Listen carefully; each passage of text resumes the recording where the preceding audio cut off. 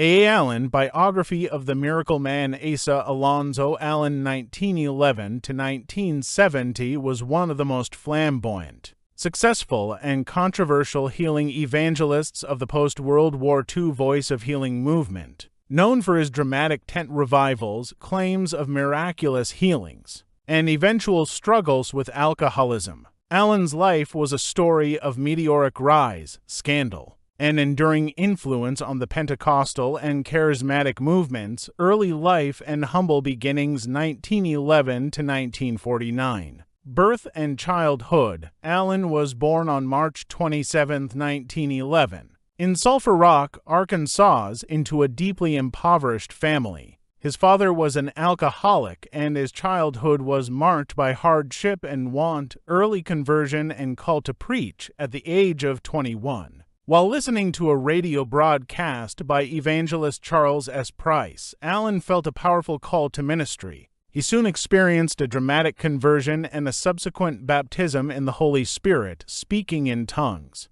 He began his ministry as an Assemblies of God preacher in 1934, struggling evangelist for over a decade. Allen pastored small churches and conducted itinerant revivals across the American Southwest with limited success. This period was fraught with financial difficulty and personal frustration. He described himself during this time as a nobody struggling to make ends meet. The Turning Point and Meteoric Rise 1950-1955. The Divine Encounter. Allen claimed a pivotal turning point occurred in 1950 while praying in an abandoned feed store in Corpus Christi, Texas. He had a profound spiritual experience. He stated that God appeared to him and promised to grant him a miracle ministry like those of Charles S. Price and John Alexander Dowie if he would devote himself entirely to faith healing and revivalism. Entry into the Voice of Healing movement. Embracing this new calling, Allen joined the ranks of the Voice of Healing movement, a network of healing evangelists that included figures like Oral Roberts, Jack Coe, and William Branham. The movement was fueled by post-war optimism, the proliferation of tent meetings, and the growing power of radio. Rapid growth. Allen's ministry exploded in popularity. He was a dynamic and forceful speaker, known for his intense prayers and his loud, passionate delivery. His revivals, held under a massive 8,000-seat tent he dubbed the Miracle Tent, began drawing enormous crowds. Media expansion to broaden his reach. He launched the Miracle magazine and a nationally syndicated radio program, The Allen Revival Hour.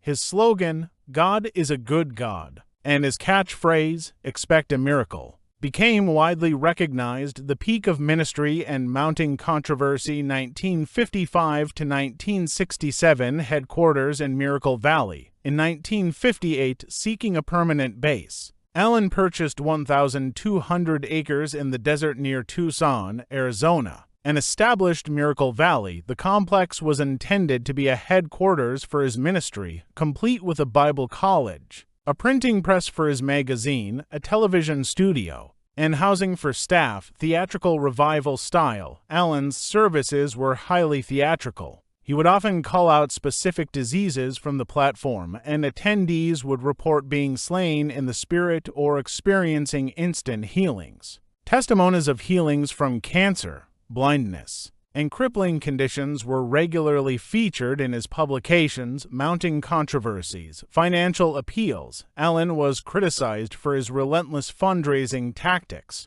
often making emotional and urgent appeals for money to support his expanding radio and television ventures. Allegations of embellishment. Skeptics and former associates questioned the authenticity of some healing claims and the accuracy of his testimonies. The Jack Coe incident. In 1956, fellow evangelist Jack Coe publicly accused Allen of being an alcoholic. The Assemblies of God, concerned about the growing scandal and Allen's methods, investigated and ultimately defrocked him in 1955. Sources vary on the exact date and reason, but it was related to financial and operational disagreements and the alcoholism allegations. Legal troubles. In 1957, Allen was arrested in Miami, Florida, for drunk driving and, separately, for impersonating a military officer. These incidents severely damaged his reputation among more mainstream Pentecostals but did little to deter his dedicated core following later years.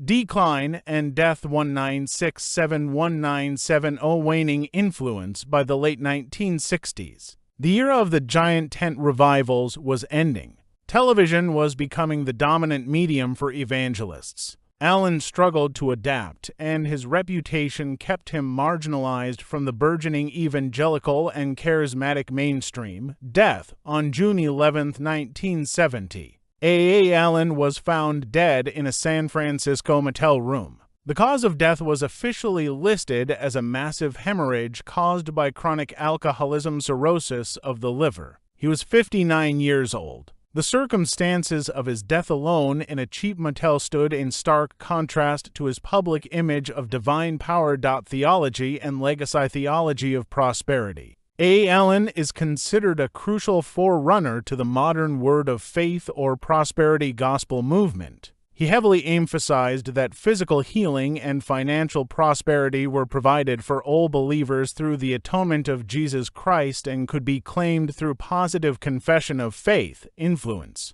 Despite his personal failings, Allen's influence was profound. He demonstrated the massive potential of media, radio, print, and later TV for evangelism. His emphasis on miracles and prosperity paved the way for future televangelists like Benny Hinn, Creflo Dollar, and Kenneth Copeland, the latter of whom purchased Allen's old mailing list and effectively inherited his audience, a complicated figure. Allen remains a polarizing figure. To his supporters, he was a true man of God who brought healing and hope 2000s. To his critics, he was a flawed and tragic example of the corrupting influences of fame, money, and power within Pentecostalism. His life story serves as a cautionary tale about the tensions between faith, charisma, accountability, and human weakness. In summary, A. Allen was a quintessential American evangelist, a self-made man who rose from poverty to fame on the strength of his powerful oratory and his promises of divine intervention,